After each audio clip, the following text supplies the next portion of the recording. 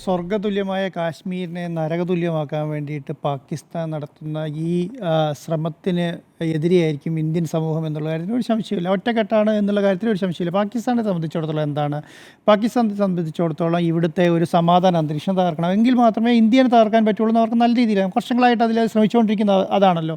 കഴിഞ്ഞ 2019 ശേഷം കാര്യമായ നല്ല രീതിയിൽ ഒരു പ്രശ്നങ്ങളുമില്ലാതെ സമാധാനത്തിലേക്ക് തിരിച്ചു വന്ന കാശ്മീരിനെ ഒറ്റയ്ക്ക് തകർക്കുക എന്നുള്ളതാണ്. അപ്പോൾ അവരുടെ ലക്ഷ്യമെന്ന് പറയുന്നത്, പാകിസ്ഥാൻ്റെ ലക്ഷ്യം, പാകിസ്ഥാൻ ആർമീൻ്റെ ലക്ഷ്യം എന്ന് പറയുന്നത് അവർക്ക് ഫണ്ട് കിട്ടുന്ന സംവിധാനങ്ങളെ എല്ലാം ഉത്തേജിപ്പിക്കേണ്ടത് അവരുടെ ആവശ്യമാണ്. അപ്പോൾ അവർ ചെയ്യുന്ന കാര്യം എന്ന് പറയുന്നത് ഈ പറയുന്ന കാശ്മീരിൽ സമാധാനമില്ല എന്ന് കാണിക്കേണ്ട ഉത്തരവാദിത്വം അവരെ സംബന്ധിച്ചിടത്തോളം വലുതാണ്. അതുകൊണ്ടാണ് ഈ രാഷ്ട്ര നേതാക്കന്മാർ ഇന്ത്യ സന്ദർശിക്കുന്ന സമയം തന്നെ ഇത് തിരഞ്ഞെടുക്കുന്നത്. കാരണം അമേരിക്കൻ വൈസ് പ്രസിഡന്റ് ഇന്ത്യ സന്ദർശിക്കുന്ന സമയം എന്ന് പറയുന്നത് അവരെ സംബന്ധിച്ചിടത്തോളം വലുതാണ്. കാരണം അവിടെ ഇന്ത്യയിൽ ഒരു ഭീകരാക്രമണം നടന്നു എന്ന് പറഞ്ഞാൽ അത് ലോകം ശ്രദ്ധിക്കും എന്നുള്ളതുകൊണ്ടാണ്. ആ ലോകം ശ്രദ്ധിക്കാൻ വേണ്ടിയുള്ള കാര്യങ്ങൾ ചെയ്യുന്നു എന്നുള്ളതാണ്. അത് നേരത്തെ അരുൺ സാർ പറഞ്ഞതുപോലെ നമ്മുടെ പ്രധാനമന്ത്രി സൗദി അറേബ്യ സന്ദർശിക്കുന്ന സമയത്ത് സൗദി അറേബ്യ എന്ന് പറയുന്നത് പാകിസ്ഥാനെതിരെ യുദ്ധം ചെയ്തൊരു സംവിധാനമാണ്. അവരോട് ശക്തമായ നിലപാട് സ്വീകരിക്കുന്ന ഒരു രാജ്യമാണ്.